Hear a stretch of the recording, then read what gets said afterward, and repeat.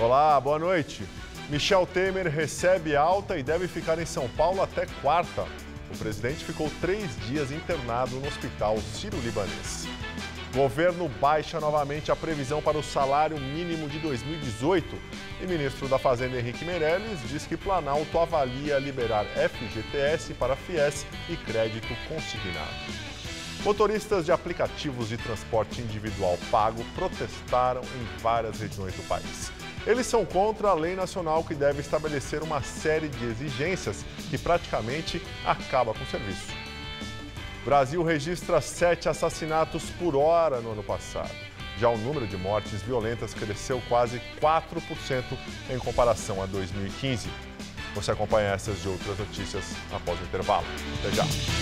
O Brasil registrou 7 assassinatos por hora no ano passado. Já o número de mortes violentas cresceu quase 4% em comparação a 2015. Os dados são do Fórum Brasileiro de Segurança Pública. É como se uma bomba atômica como a de Hiroshima fosse jogada no Brasil todo ano. Em 2016, houve 61.619 assassinatos no país. Média de 30 a cada grupo de 100 mil brasileiros. 7 mortos por hora.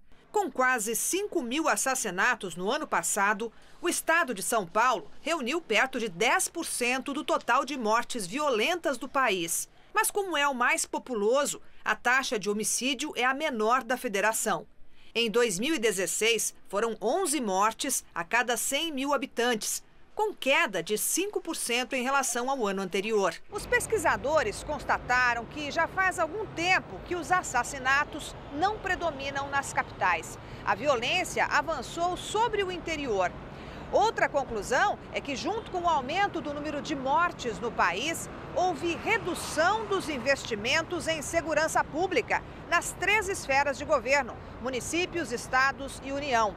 Também houve queda na apreensão de armas no país. Em 2016, 437 policiais civis e militares foram vítimas de homicídio, um aumento de 17% em comparação a 2015.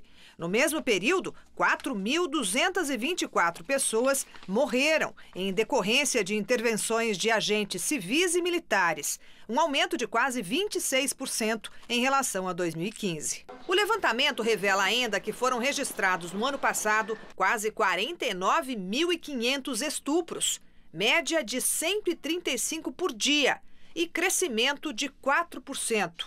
Pela primeira vez, o Fórum Brasileiro de Segurança Pública compilou dados de desaparecidos.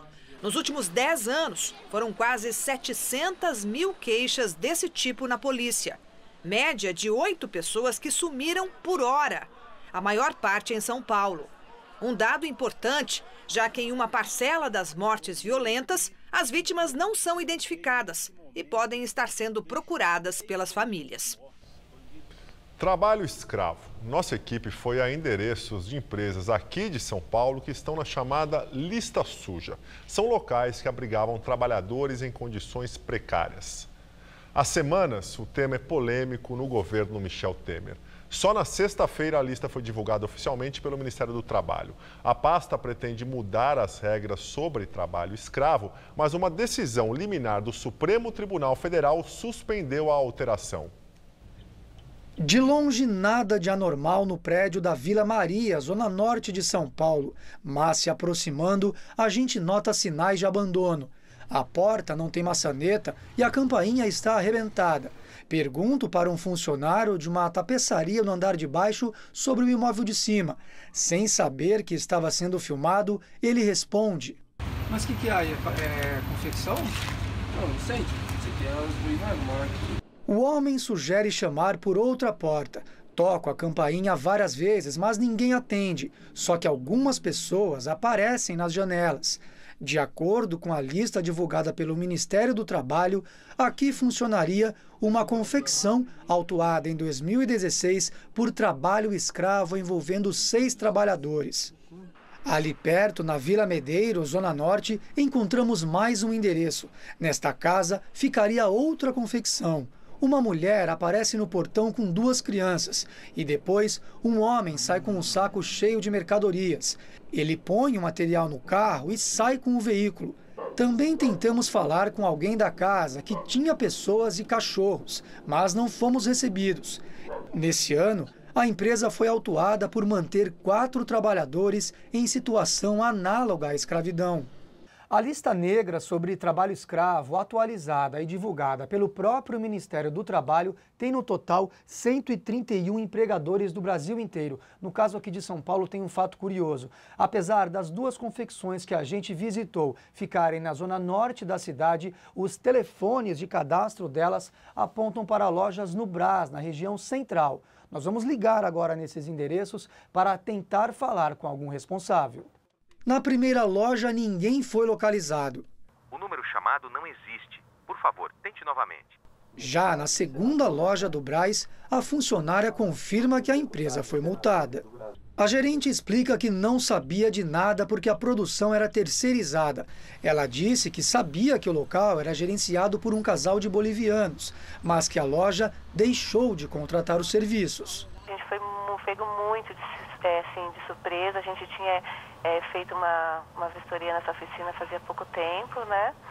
E uma oficina que estava fazendo já poucos trabalhos para a gente, já estava praticamente já quase sem volume de trabalho nosso. A lista suja do trabalho escravo é atualizada pelo Ministério do Trabalho semestralmente.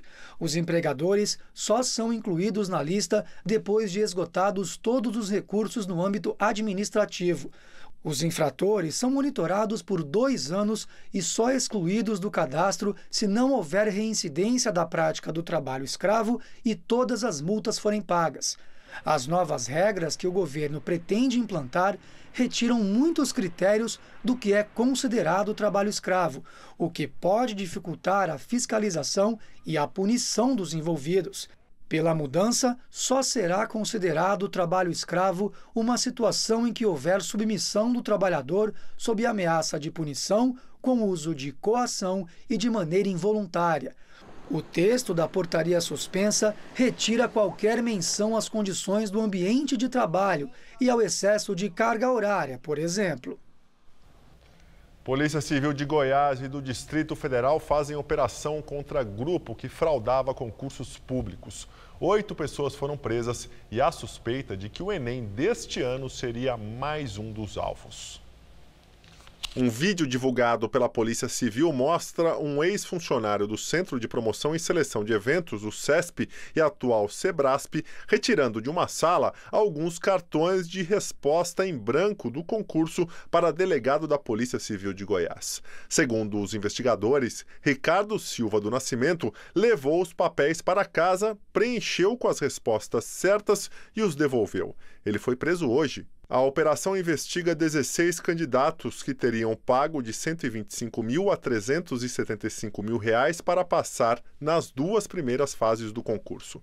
A polícia também descobriu que o grupo agiu no Enem do ano passado e teria influenciado na aprovação de 9 estudantes em medicina. A defesa do SEBRASP afirma que o funcionário que aparece nas imagens foi demitido e que o centro não tem envolvimento com o esquema. As investigações sobre possíveis planos de fraudes no Enem 2017 foram repassadas à Polícia Federal. Motoristas de aplicativos de transporte individual pago protestaram hoje por todo o país. Eles são contra a lei nacional que deve estabelecer uma série de exigências que praticamente acabam com o serviço. Aqui na capital paulista, grupos de motoristas se reuniram na Praça Charles Miller, na zona oeste da cidade. Eles seguiram em carreatas pela Ponte Estaiada, sentido aeroporto, e a Avenida Rebouças. A mobilização nacional é contra o projeto de lei do deputado Carlos Aratini, do PT, que pede a regulamentação dos aplicativos de transporte, que já passou na Câmara dos Deputados em abril e deve ser votado amanhã no Senado. Se aprovado, para trabalhar por aplicativo, os motoristas e veículos terão que seguir uma série de exigências. Entre elas, vistorias regulares dos carros, idade mínima e ficha limpa para os condutores. Outra exigência será uma licença específica para trabalhar e placas especiais, a exemplo do que já ocorre com os táxis. Após ficar 3 dias internado, o presidente Michel Temer recebeu alta aqui em São Paulo. Ele só deve retornar a Brasília na quarta-feira.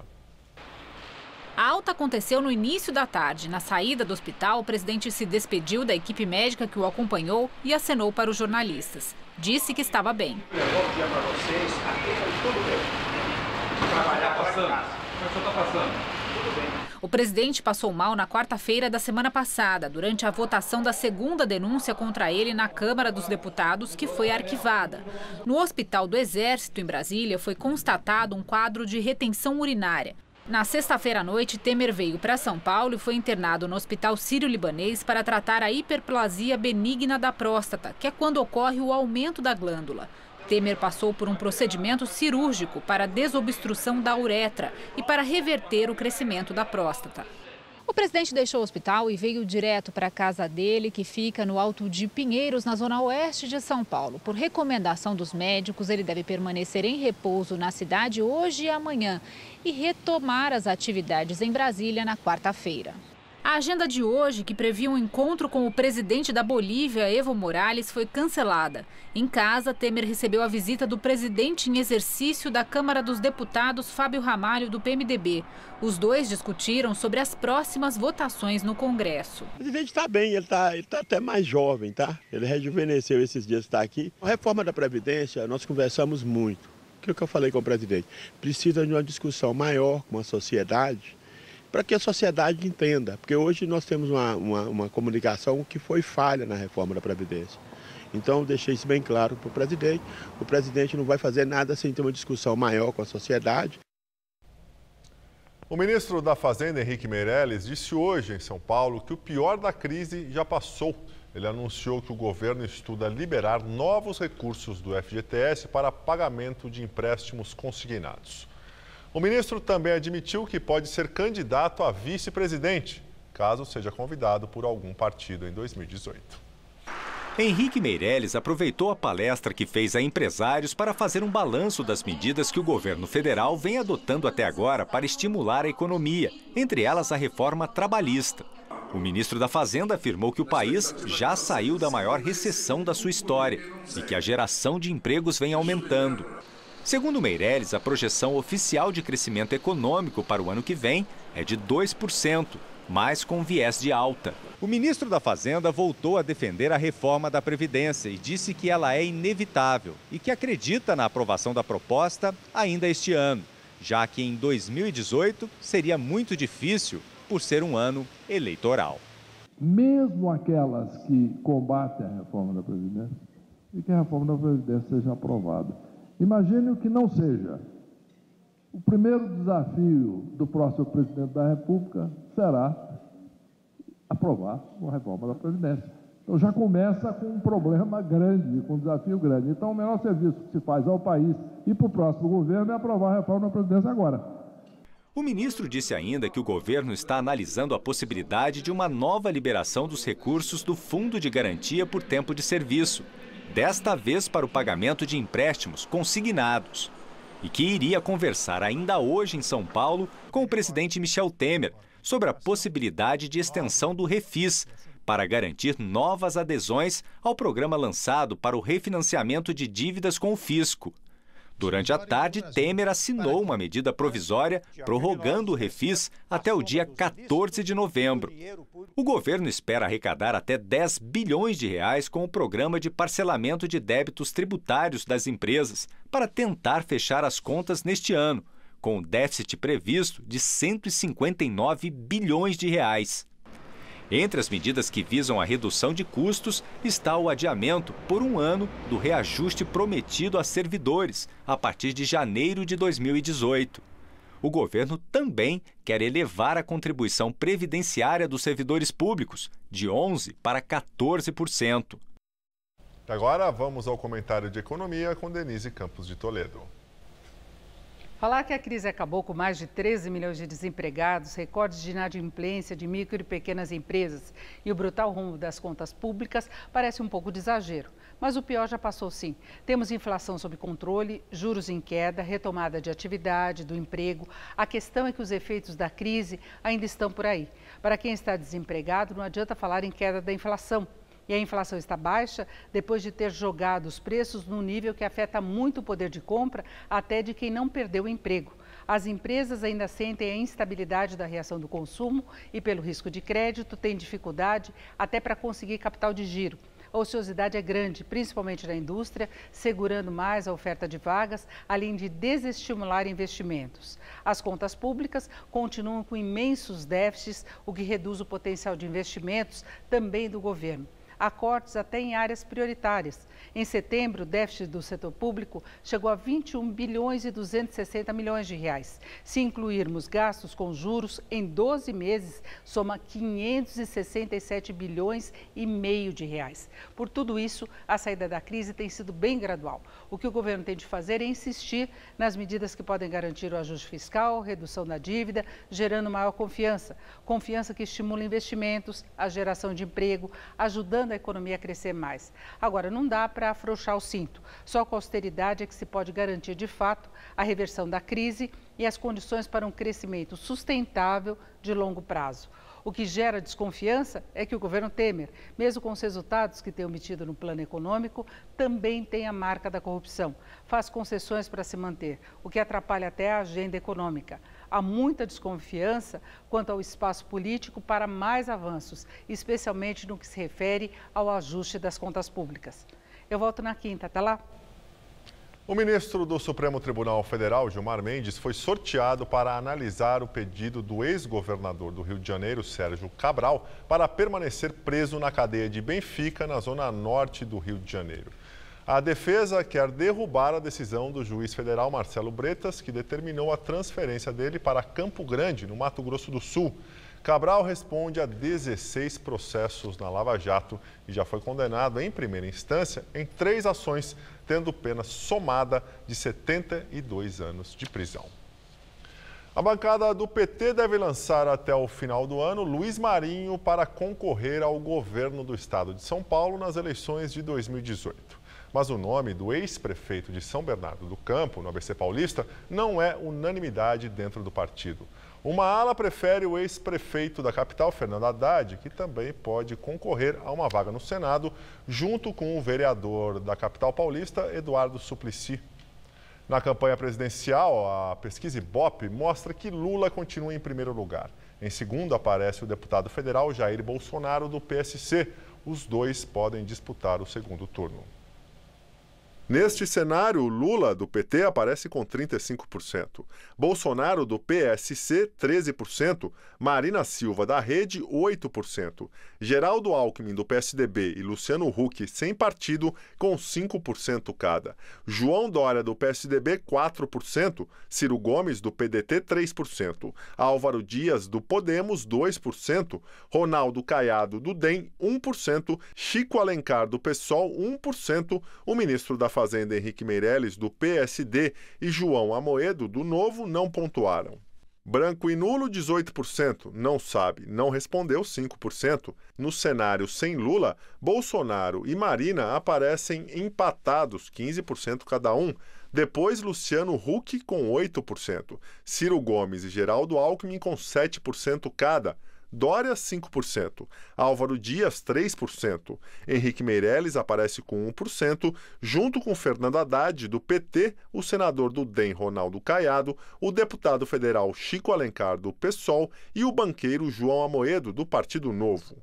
Branco nulo, 28%. Não sabe, não respondeu, 6%.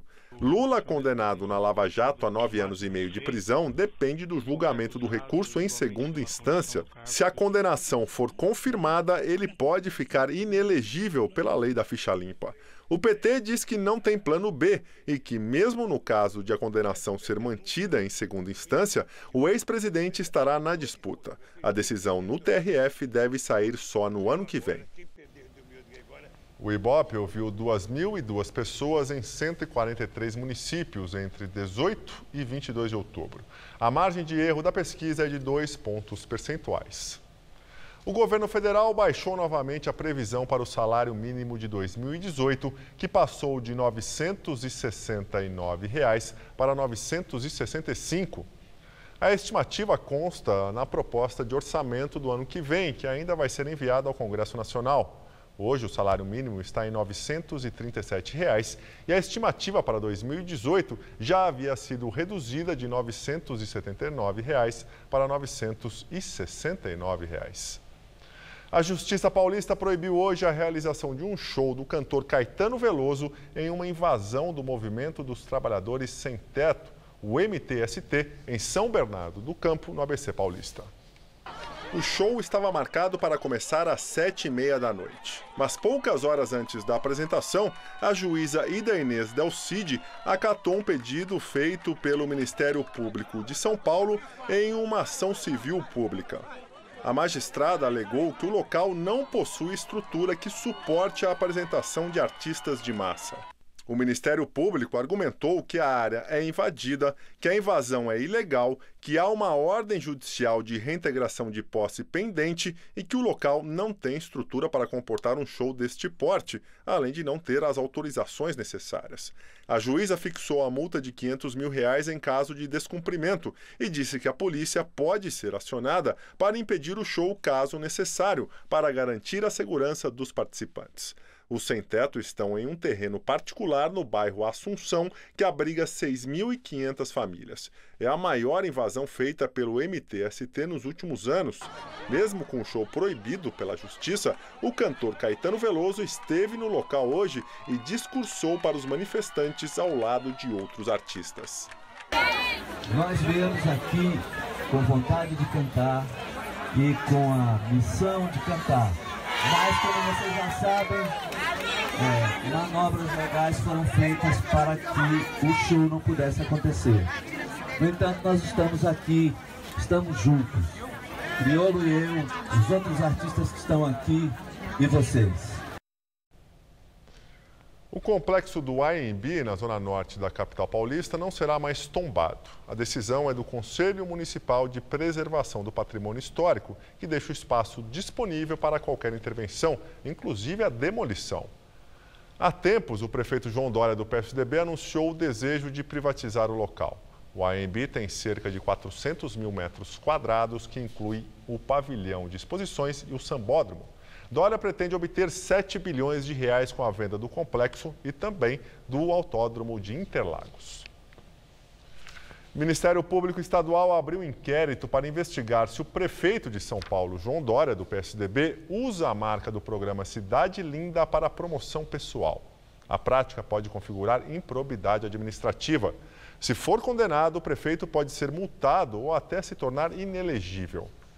Em nota, a Prefeitura informou que o slogan Cidade Linda não guarda qualquer relação pessoal com o prefeito e que essa equivocada interpretação será prontamente esclarecida assim que a Prefeitura for notificada. A semana começou nublada para o paulistano e as temperaturas caíram consideravelmente. Vamos ver se vai continuar assim nos próximos dias, com Mariana Armentano.